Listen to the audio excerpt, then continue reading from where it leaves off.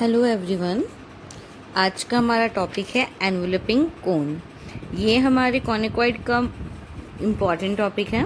तो सबसे पहले हम देखते हैं हमारा एनवेलपिंग कोन होता क्या है। एनवेलपिंग कोन, सिलेंडर, इनके बारे में हमने प्रीवियस यूनिट में भी पढ़ा था, कुछ उसी से रिलेटेड है।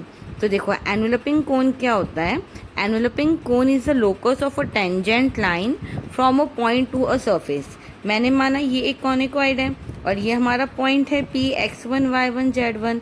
इससे दो टेंजेंट ड्रॉ करूंगी मैं इस कॉनिकॉइड पे।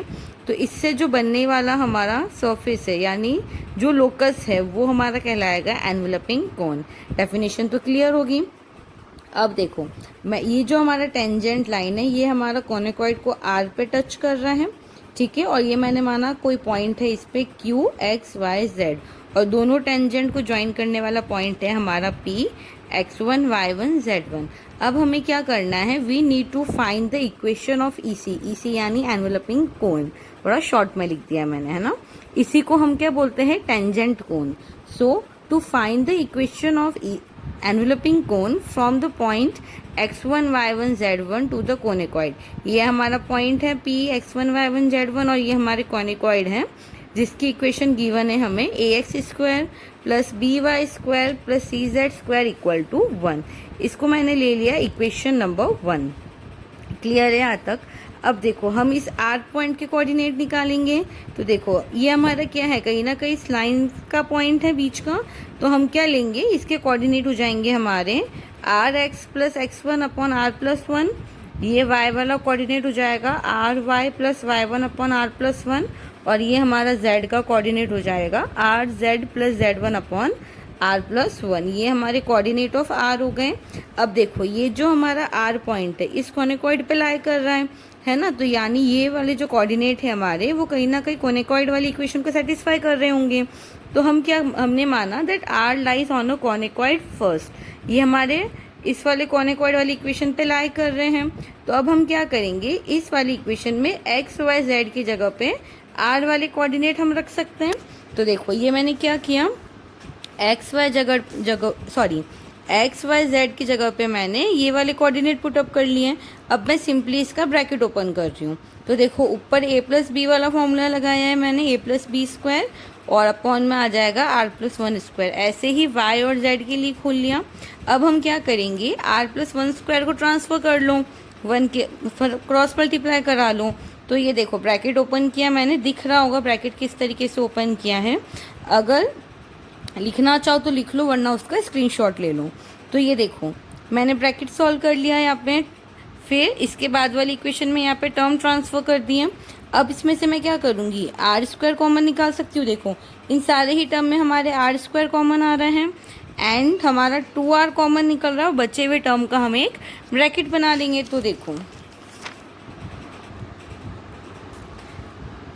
मैंने आर स्क्वायर कॉमन निकाल लिया, 2r कॉमन निकाल लिया और बाकी बचे हुए सारे टर्म को एक ब्रैकेट में लिख लिया। इसको मैंने दे दिया नंबरिंग इक्वेशन नंबर 2। अब देखो पी क्यू हमारा टेंजेंट लाइन था कॉनिकॉइड का।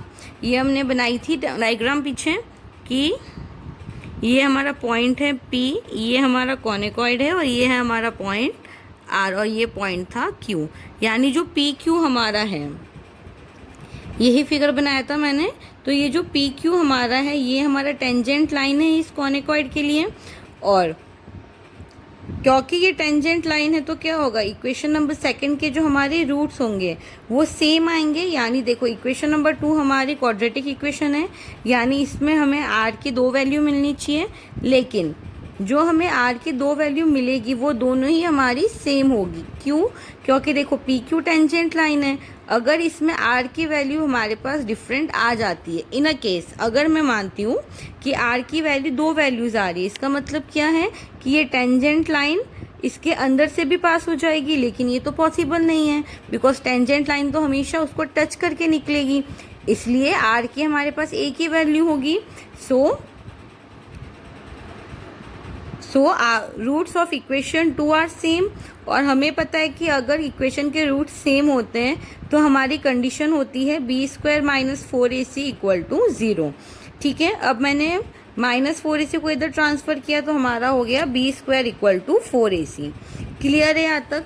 अब देखो ये वाली जो हमारी इक्वेशन थी ये हमारी क्वाड्रेटिक इक्वेशन है, यानी ये कहीं ना कहीं हमारी इस फॉर्म में बन रही है, ax स्क्वायर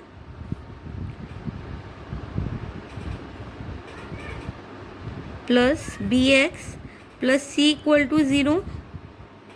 तो यानी हम इससे कंपेयर करके देखो a b और c की वैल्यू निकाल सकते हैं।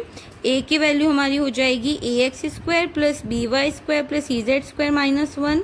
b की वैल्यू हो जाएगी 2axx1 plus by1 plus cz1 minus 1।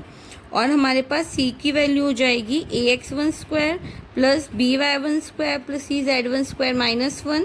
तो a b c की वैल्यू मैं इस फॉर्मूले में रख सकती हूँ।